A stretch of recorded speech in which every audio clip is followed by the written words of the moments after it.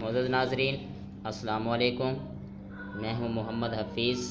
آپ دیکھ رہے ہیں یوٹیوب چینل اردو اسپیشل، جس میں آج ہم 10ویں جماعت کے نصاب میں موجود نظم حمد اور اس کے شاعر کا مطالعہ کریں گے۔ آپ سے گزارش ہے کہ ویڈیو دیکھنے سے پہلے اردو اسپیشل کا چینل سبسکرائب کر لیں اور ساتھ لگی گھنٹی کے آئیکن کو دبا دیں تاکہ ہماری ہر نئی آنے والی ویڈیو آپ تک پہنچ سکے۔ اب ہم چلتے ہیں اس نظم کے شاعر حفیظ جلندری کے تعارف کی طرف۔ حفیظ جلندری 1900 عیسوی میں پیدا ہوئے اور 1982 عیسوی میں انہوں نے وفات پائی۔ محمد حفیظ نام اور حفیظ تخلص تھا۔ جلندر میں پیدا ہوئے، ابتدائی تعلیم وہیں حاصل کی۔ گھریلو حالات سازگار نہ تھے، اس لیے تعلیم ادھوری رہ گئی۔ شعر و شاعری کا فطری ذوق رکھتے تھے، چنانچہ بچپن ہی میں شعر کہنے لگے۔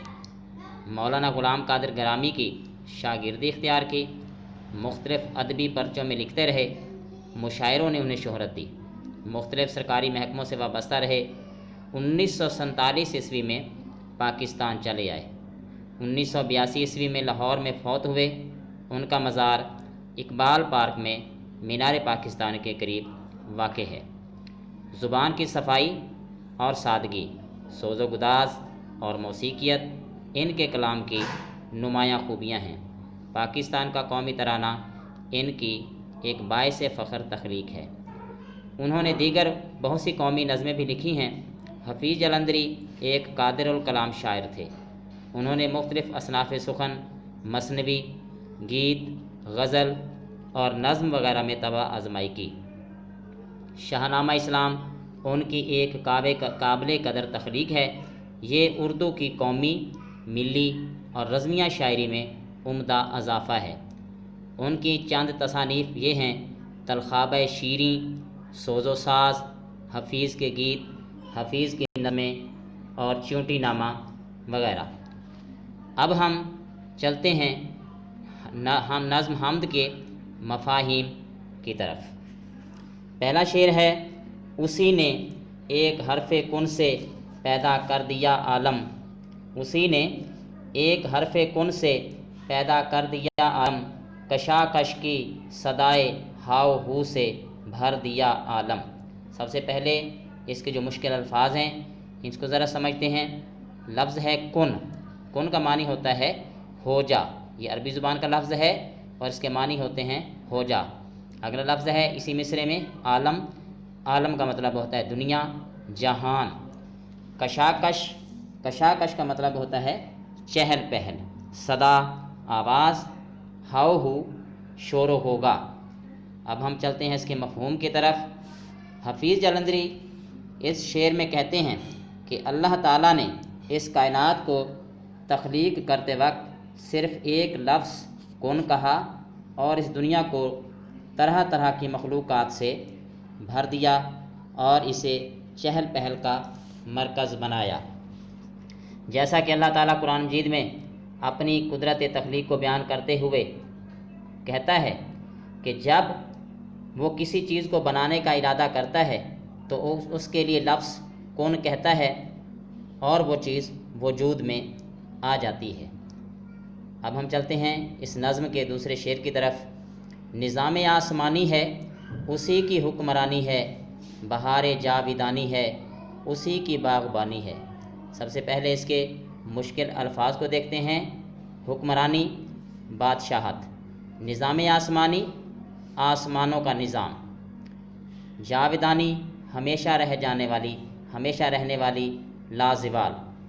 باغبانی، باغ کی نگہبانی۔ اب ہم چلتے ہیں اس کے مفہوم کی طرف۔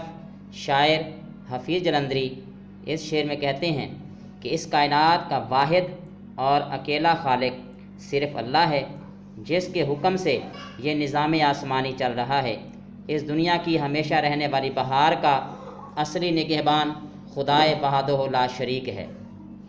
جیسا کہ اللہ تعالیٰ فرماتا ہے کہ نہ سورج کی مجال ہے کہ چاند کو جا پکڑے اور نہ چاند میں یہ ہمت ہے کہ سورج کو جا پکڑے، یہ سب ایک دائرے میں تیر رہے ہیں۔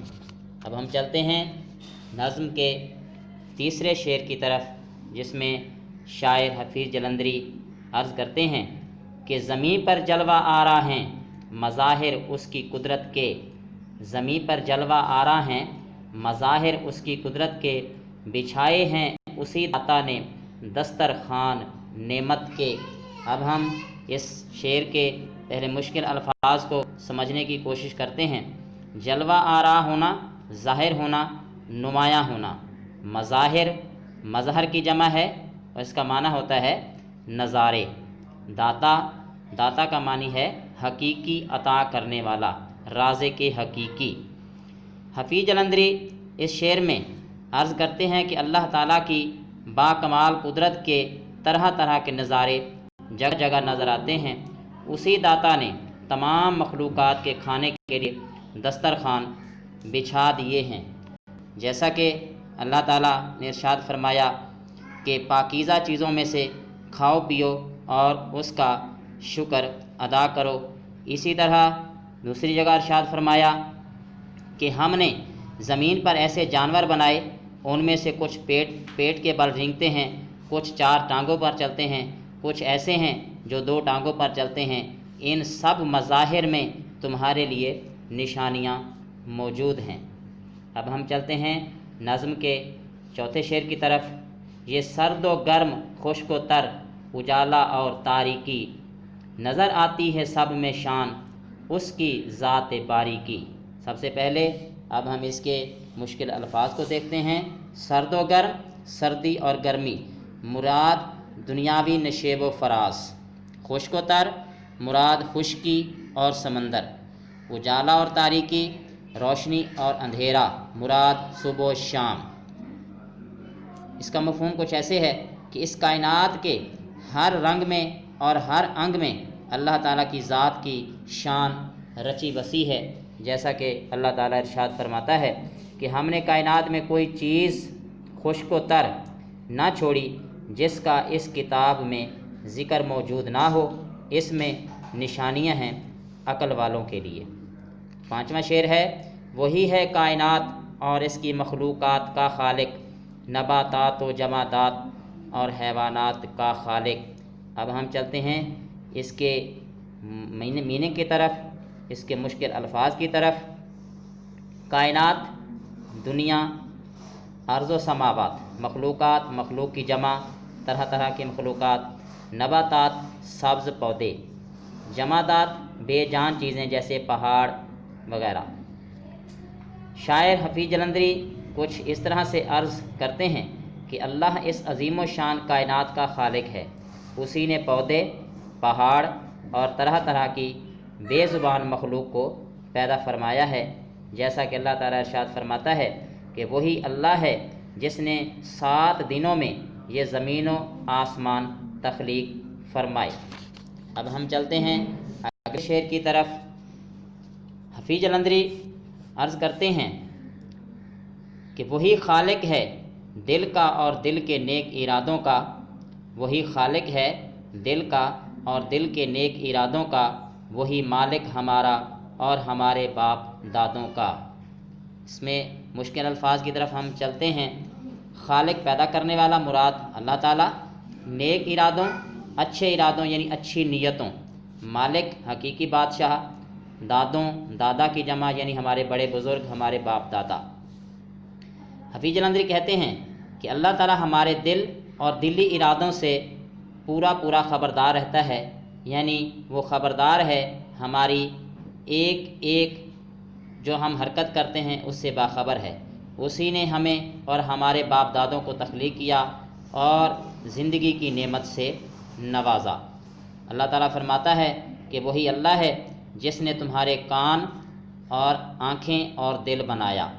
بے شک اللہ انسان اور اس کے دلی ارادوں کے درمیان حائل ہو جاتا ہے۔ ایک اور جگہ ارشاد فرمایا کہ اور اللہ تعالیٰ دل کے رازوں سے خوب آگاہ ہے۔ اگلے شعر کی طرف چلتے ہیں۔ وہی خالق بشر کو فطرت اسلام پر پیدا کیا جس نے، بشر کو فطرت اسلام پر پیدا کیا جس نے، محمد مصطفیٰ کے نام پر شیدا किया जिसने। आखिरी शेर जिसमें शायर हफीज़ जलंधरी जो है कुछ इस तरह से गोया हैं, और इसके सबसे पहले हम मुश्किल अल्फाज की तरफ चलते हैं। बशर आदम की औलाद, फितरत इस्लाम इस्लाम की फितरत पर, शैदा आशिक कुर्बान होने वाला, मोहम्मद मुस्तफ़ा महबूब बारी ताला, यानी नबी करीम सल्लल्लाहु अलैहि वसल्लम की ज़ात अक़दस। अर्ज़ करते हैं कि अल्लाह ताला ने हर इंसान को फितरत इस्लाम पर पैदा किया, सबको नबी सल्लल्लाहु अलैहि वसल्लम की मोहब्बत और इनके नाम पर कुर्बान होने वाला बनाया है। जैसा कि आप सल्लल्लाहु अलैहि वसल्लम की एक हदीस मुबारक है कि हर बच्चा फितरत इस्लाम पर पैदा होता है, बाद में उसके वालिदैन होते हैं जो उसे यहूदी बना देते हैं, ईसाई बना देते हैं। अल्लाह ताला इरशाद फरमाता है कि बेशक अल्लाह के नज़दीक पसंदीदा दीन जो है वो दीन इस्लाम है।